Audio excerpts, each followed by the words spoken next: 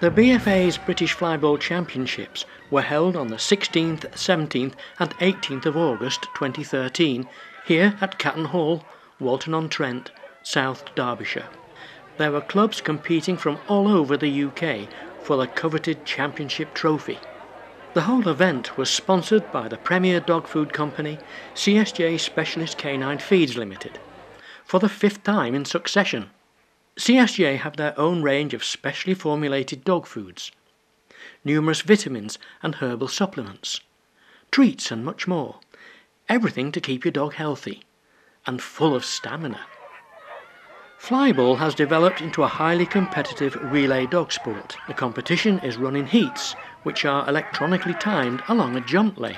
At the end, the dog has to retrieve a ball from a box, which is ejected by the pressure of the dog's impact.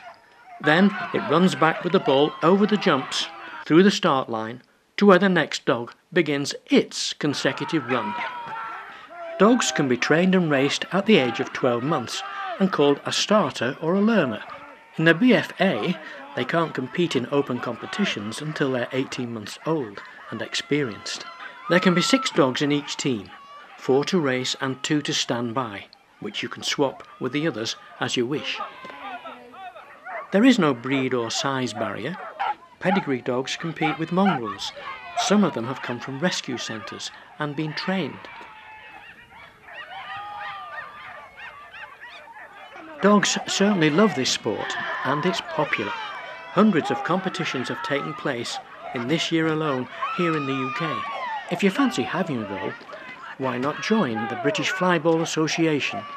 They can be contacted through their website. There'll almost certainly be a team in your area. Kristian Allcorn is the team captain of the High Flyers. I asked him about his team.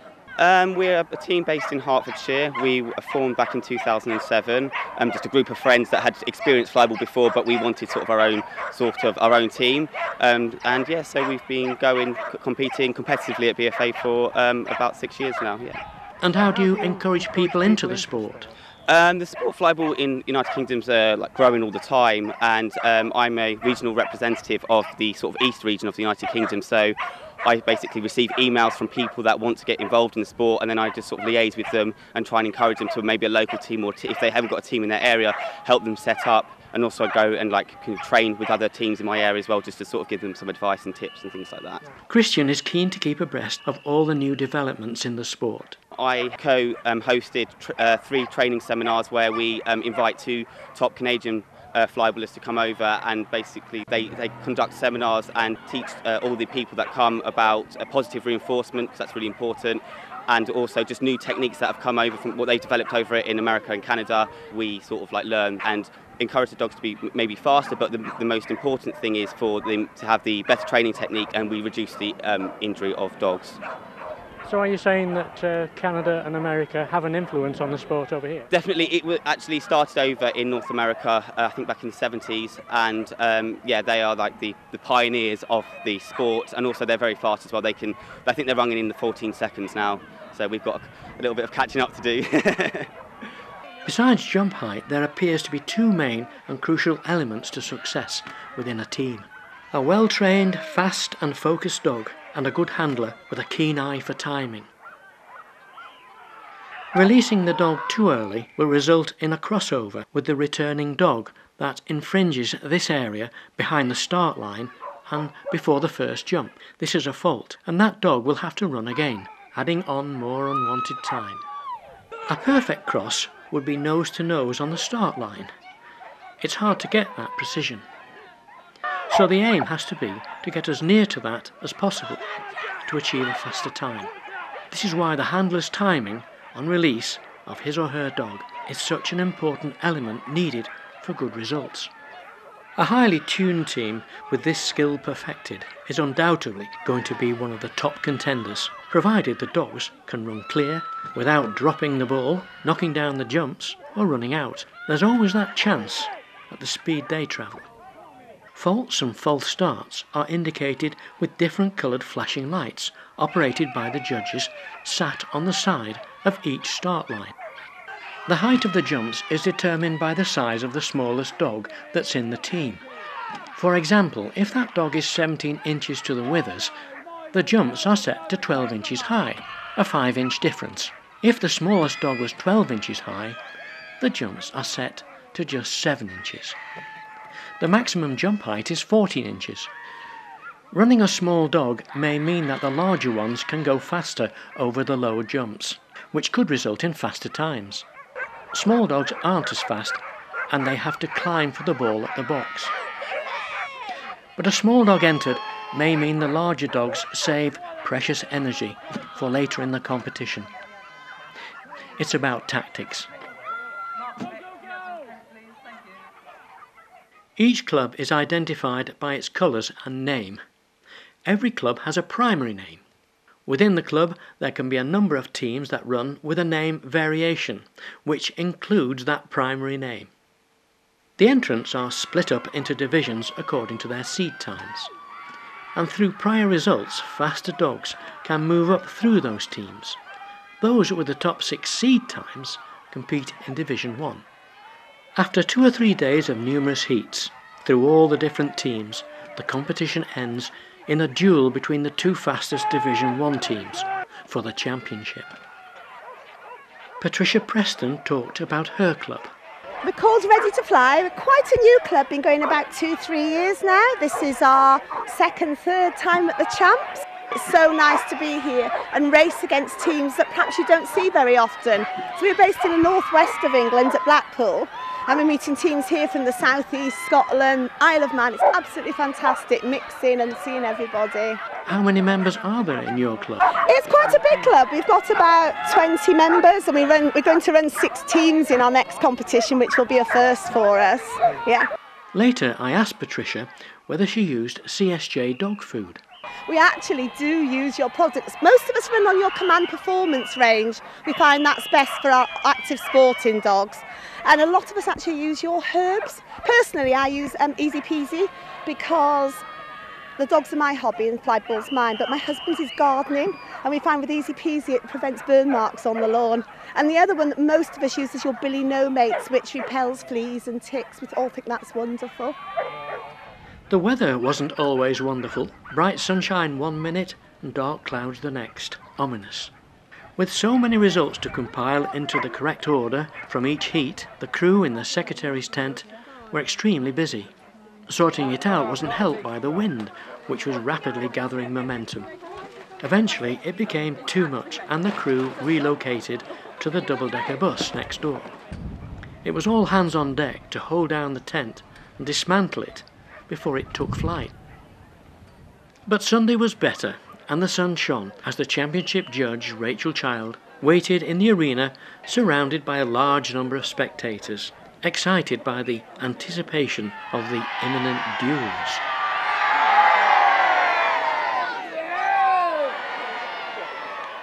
After the championship, I asked Rachel how long she'd been judging. I've been judging for about 8 years. I've been a head judge for about 6 years. So there's 2 different qualifications in the BFA. One's a qualified judge and then a head judge, and I've been a head judge for about between 6 and 8 years, I think. And how did the judging go? The judging went really well today. It was really enjoyable. I mean, it's quite an honour to be asked to judge Division 1 at the Championships. Obviously, it's the creme de la creme. They're the fastest teams in the country, so it's quite an honour to be asked. So thoroughly enjoyed it. What did you think of the standard today? The standard's been very high today. I mean, the teams in the UK are just getting quicker and quicker. I mean, the times have been considerably faster today. The only unfortunate thing was that we had a team go not for competition, so the handlers don't push the dogs in those races, so the times dropped a little bit. But the standard today's been very high. How's the organisation been? The organisation's been fantastic. I mean, CSJ were so grateful to have their sponsorship. I'm not sure how many years, but they've supported this championships for a lot of years, and it's always appreciated. The members absolutely love the gifts at prize giving. It's really much appreciated. Through the competition right to the finish, the top flyball teams in the country, now narrowed down, gave it everything they have got in handler coordination, timing and dog power.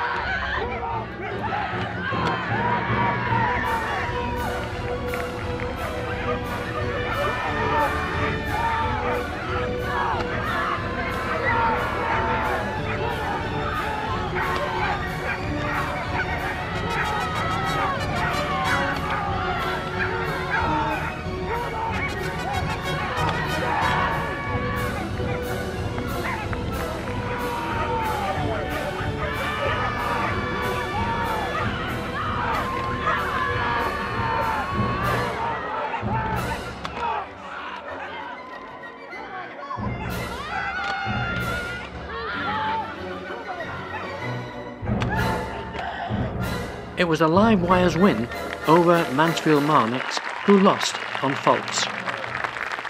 I asked Anne Alcock, captain of the live wires, how the team had performed. Oh, absolutely brilliantly. We've retained our title for the 3rd year running, so we're really chuffed. Your dogs and team must be on top form. Yes. Well, we try and make them, try and give them the opportunity to build up to the championship so that they're top fitness by the time we come here, and the team work well together.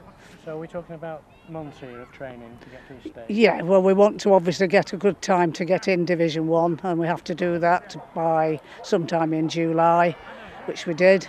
And then after that we have to have extra practice so that we can get the team working well together and consistently. And meantime, the owners do a lot of work with them and keep them fit with food and everything, and CSJ food as well. Yeah, I believe that CSJ sponsor you. Yes, we are sponsored. We've been sponsored for a good number of years now, and we're very grateful to CSJ. They've helped a lot with equipment and with the sponsorship generally. A lot of our members buy the CSJ food, and a lot of the dogs that are running today use it, have it all the time. That information from Anne on preparation, teamwork, fitness and consistency, as well as a good diet for the dogs, paid off for the live wire. Championship winners again for the 3rd year in succession, and a team record for the British Flyball Association.